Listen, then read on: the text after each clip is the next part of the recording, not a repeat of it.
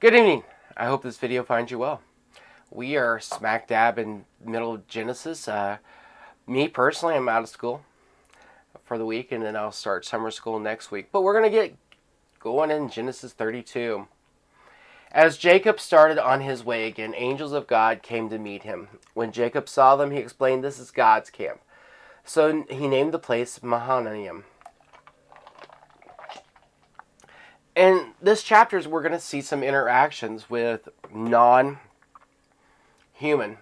beings, and so it's interesting to see that as he's walking away from Laban, he sees these angels, and they come to him to kind of reassure him that he's doing what he's supposed to be doing.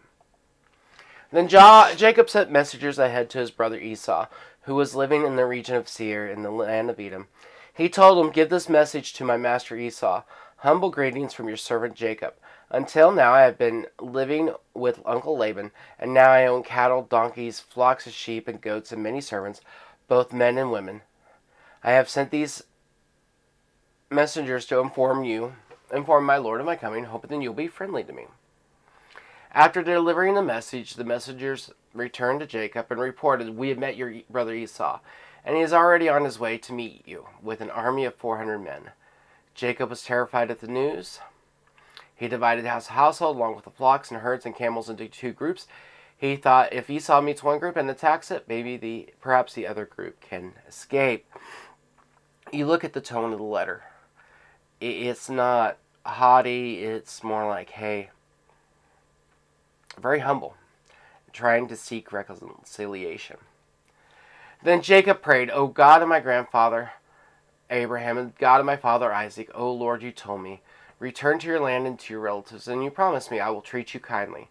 I'm not worthy of all the unfailing love and faithfulness you have shown to me, your servant. When I left home across the Jordan River, I owned nothing except a walking stick. Now my household fills two large camps. O Lord, please rescue me from the land of my brother Esau, from the hand of my brother Esau. I'm afraid that he's coming to attack me, along with my wives and children. But you'll promise me I'll surely treat you kindly, and I'll multiply your descendants until they become as numerous as the sands along the seashore, too many to count." Look at this prayer. Jacob doesn't go to God and say, "You promised me this, do this for me." It's more like, "Lord,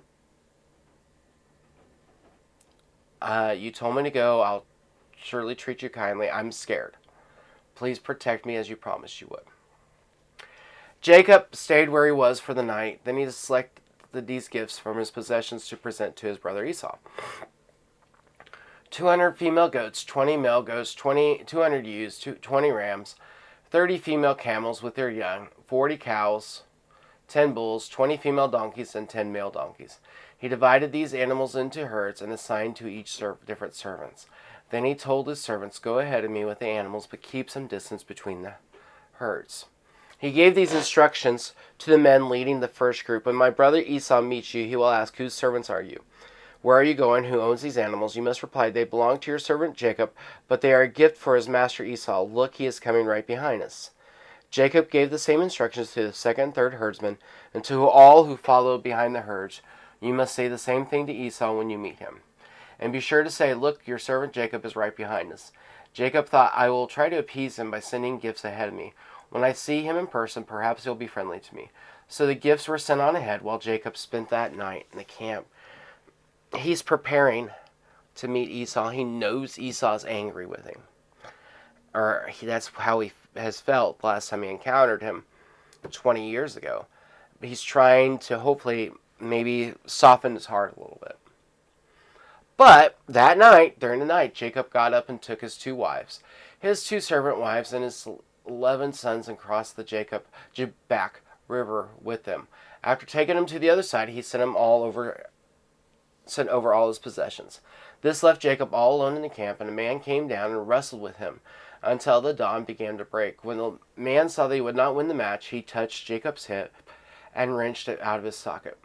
Then the man said, "Let me go, for the dawn is breaking."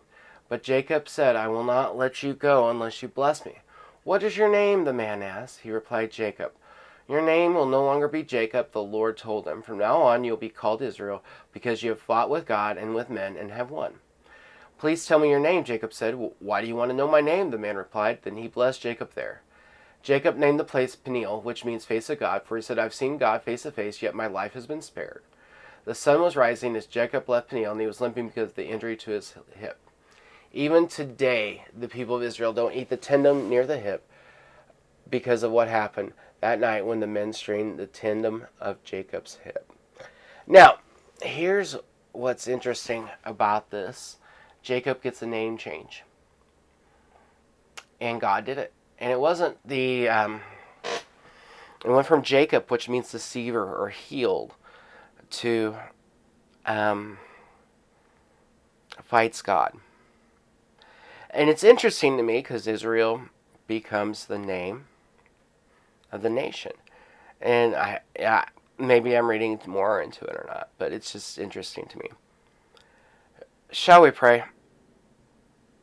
Dear Heavenly Father, you are so good. And you are God.